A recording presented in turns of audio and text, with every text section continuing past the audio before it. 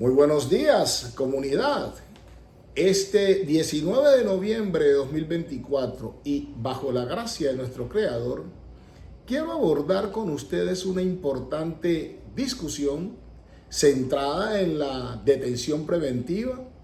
en el plazo razonable de privación de la libertad y su paralelo con la presunción de inocencia. Y esencialmente quiero tratarlo por conocer decisión que ahora se publica, la T-281 de julio 16 del año 2024, una de mucho ruido en el país, de mucha connotación en el país, pues se investigaba a un alto funcionario de la DIAN en Buenaventura al que se le acusaba de gravísimos delitos: lavado de activos, favorecimiento por servidor público, concierto para delinquir, enriquecimiento ilícito y enriquecimiento ilícito de particulares, todos atribuidos con ocasión de su función al interior de la DIAN y diciéndose favorecía a personas que ejecutaban actos de contrabando. Después de un largo periodo de investigación y estando privado de la libertad, la reclamó y el señor juez quinto penal del circuito de la ciudad de Cali se la concedió, diciendo se cumplían los presupuestos del artículo 317 de nuestra ley 906 de 2004, fundamentalmente el numeral quinto. Y lo destaco, ¿por qué? Porque es que lo que siempre hemos sostenido, y para ello citando al profesor Luigi Ferrajoli, su texto Derecho y Razón, es que a la hora de calificar el comportamiento como más atroz, a la hora de calificar el comportamiento como más grave, es que debe resaltarse la presunción de inocencia. A página 625, el autor citado en su texto Derecho y Razón, teoría del garantismo penal, él aborda una cita del profesor Carmignani y dice: cuanto más atroz es un delito, tanto mayor fuerza adquiere dicha presunción de inocencia.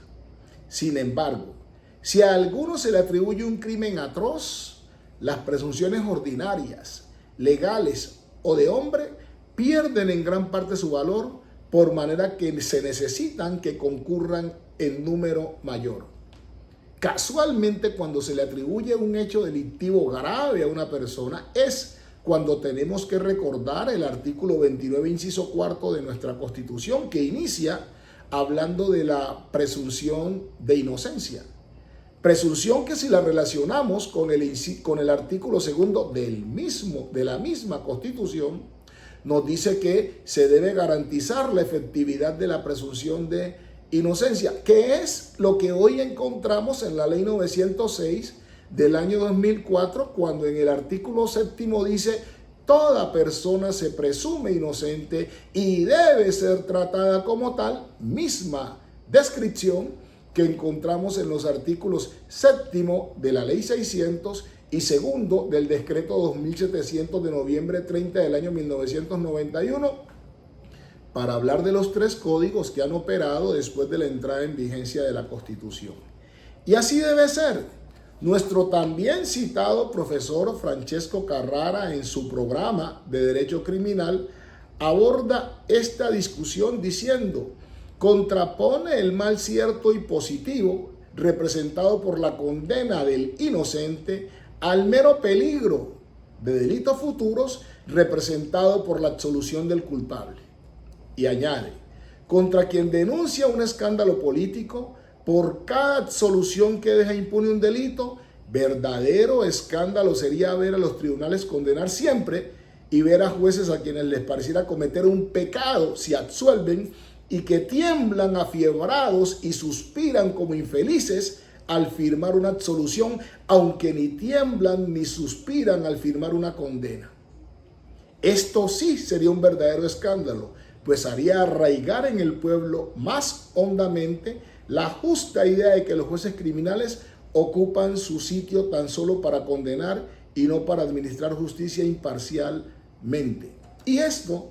es lo que nosotros encontramos, en mi parecer, reflejado, insisto, en la sentencia T-281 de julio 16 de 2004, destacando la entidad de los delitos: lavado de activos, favorecimiento por servidor público, concierto para delinquir, enriquecimiento ilícito. Pues no obstante estas graves adecuaciones típicas, al punto 47, la Honorable Corte Constitucional nos dice: la Sala Plena de la Corte Constitucional, siguiendo la orientación de la Corte Interamericana de Derechos Humanos, enseña que la detención preventiva se trata de una medida de naturaleza cautelar y no punitiva. De allí que no puede extenderse más allá del tiempo estrictamente necesario para asegurar el desarrollo de la investigación y prevenir que el procesado eluda la justicia. Esto es así porque con esa medida se está imponiendo la pena más gravosa que guarda la ley a una persona cuya inocencia no ha sido desvirtuada. Por lo anterior, la Corte Interamericana ha sostenido que mantener privado de la libertad a una persona más allá del tiempo razonable puede constituir una violación del derecho a la presunción de inocencia reconocida en el artículo 8, numeral segundo, garantías judiciales de la Convención Americana. Al punto 48 nos dice: en ese mismo sentido, la Corte Constitucional de Colombia ha señalado que la detención preventiva de una persona acusada de un delito restringe su derecho a la libertad personal con el propósito de garantizar otros fines constitucionales, ya que comporta una restricción a los derechos fundamentales de una persona. La prolongación de la detención luego de un cierto lapso es insostenible. Así, el término de restricción de la libertad personal nunca puede coincidir con el término de la pena, pues se desvirtuaría la finalidad eminentemente cautelar de la detención preventiva y terminaría convertida en un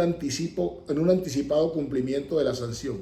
Eso sería contrario al propósito fundamental de esta institución procesal. Aparte, que sembraría serias dudas sobre la eficacia de las garantías que ofrece el Estado colombiano. Este debe garantizar que aquellos que sean llevados a juicio por los órganos de acusación serán tratados como inocentes, incluso tratándose de aquellos señalados de cometer los delitos más graves y nocivos para la sociedad. De lo contrario, la presunción de inocencia y la libertad personal no serían derechos fundamentales, sino concesiones libérrimas de las instituciones estatales. Y a renglón seguido, la Corte Constitucional aborda en los puntos 105, 106 y 107 una discusión que siempre se ha dado. El ejercicio del derecho a la defensa no puede ser considerado como una maniobra dilatoria que sirva para neutralizar el derecho a la presunción de inocencia y por esa vía el de la libertad. Siempre he reclamado en audiencias: señor juez, ¿usted cómo va a considerar una maniobra dilatoria, una solicitud elevada por una de las partes, un recurso interpuesto por una de las partes, si ese recurso no fue rechazado de plano? La pretensión fue atendida. La ley 906 brinda la opción a la autoridad judicial para que cuando considere que la maniobra dilata, simple y llanamente rechace de plano la pretensión que se eleva. Por manera que sí, la petición se resolvió, se impugnó y en segunda instancia también se desarrolló, a punto que ningún cuestionamiento se le eleva a la persona que ha interpuesto recurso mediante la compulsa de copias o la imposición de algún otro tipo de sanción por temeraria, 141, ley 906, pues lo menos que puede hacer es calificarse la conducta como dilatoria. Una muy importante providencia que eleva a la categoría que corresponde a la presunción de inocencia, que reclama el plazo razonable y que esencialmente dice, porque hay que indicarlo, incluso tratándose de aquellos señalados de cometer los delitos más graves y nocivos para la sociedad, se impone tener presente la presunción de inocencia. Seguimos haciendo academia y cada que nos llega un pronunciamiento de estas dimensiones, pues lo ponemos en conocimiento de nuestra comunidad. Dios está glorificado siempre en nosotros. Amén y amén.